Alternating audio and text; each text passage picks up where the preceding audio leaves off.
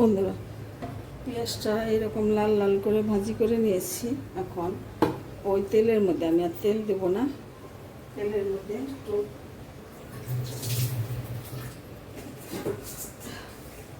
দিয়ে দিচ্ছি সামান্য একটু কালো জিরে।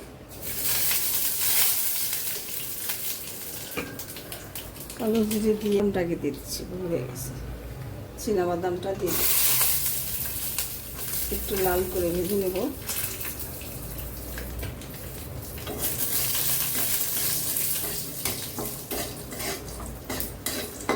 আর তেল দিব না, এই তেলের মধ্যেই রান্না করবো।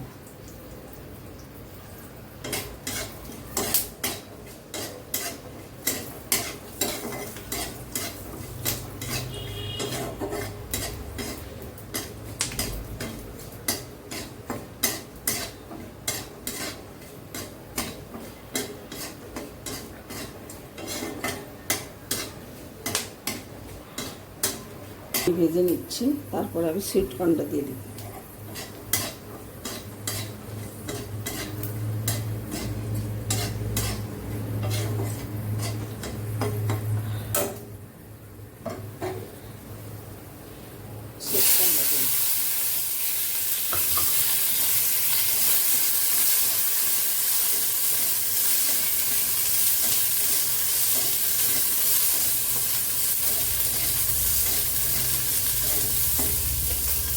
এখন যে কাঁঠালের বিচিটা কেটে রেখেছি, সেই বিচিটা আমি দিয়ে দিই। বাদাম আর সুইট কর্ন ভাজা হয়ে গেছে, এখন কাঁঠালের বিচিটা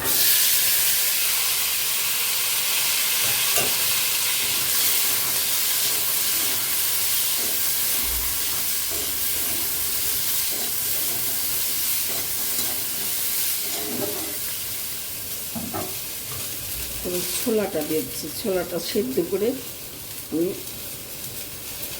আগের দিন রাতে ভিজে রেখেছিলাম, সেদ্ধ করে সেই ছোলাটা আমি দিয়ে দিচ্ছি।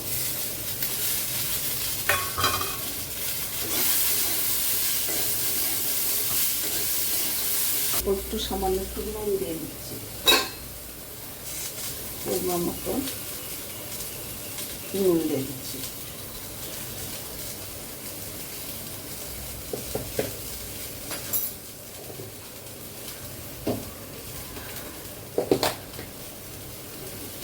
দিয়ে দিচ্ছি হাফ চামচ হলুদের গুঁড়ো,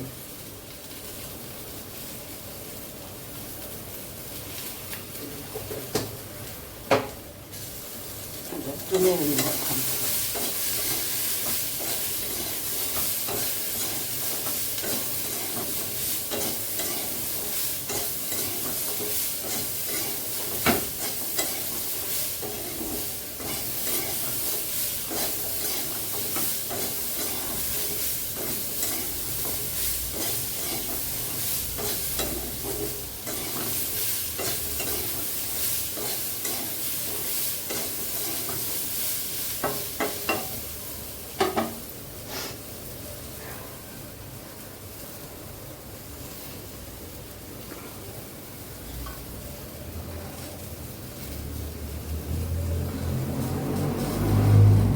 যে পেঁয়াজ ভাজিটা ভেজে রেখেছি, সেই ভাজিটা, পেঁয়াজ ভাজিটা উপর থেকে আমি দিয়ে দিচ্ছি।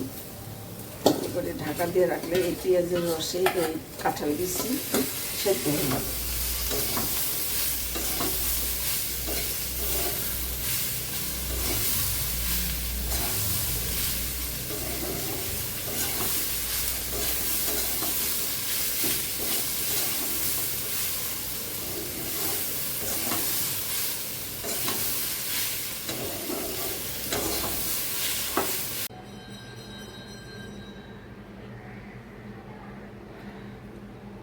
হ্যালো বন্ধুরা, দেখে নাও কাঁঠালের বিচির ঘুগনি। কাঁঠালের বিচি আছে, একটু চিনাবাদাম দিয়েছি, সুইট কর্ন দিয়েছি আর ছোলা দিয়েছি, আর পেঁয়াজ দিয়ে এটা ঘুগনির মতো করছি। খেতে খুবই সুস্বাদু, মুড়ির সাথে খেতে খুবই ভালো লাগবে। এমনিও খাওয়া যায়, শুধু শুধুও খাওয়া যায়, ভালো লাগে খেতে। বন্ধুরা, রেসিপিটা ভালো লাগলে কমেন্ট করে জানিও, আর চ্যানেলটা সাবস্ক্রাইব করে আমার সাথে থেকো। ধন্যবাদ বন্ধুরা, তোমরা সকলে ভালো থেকো।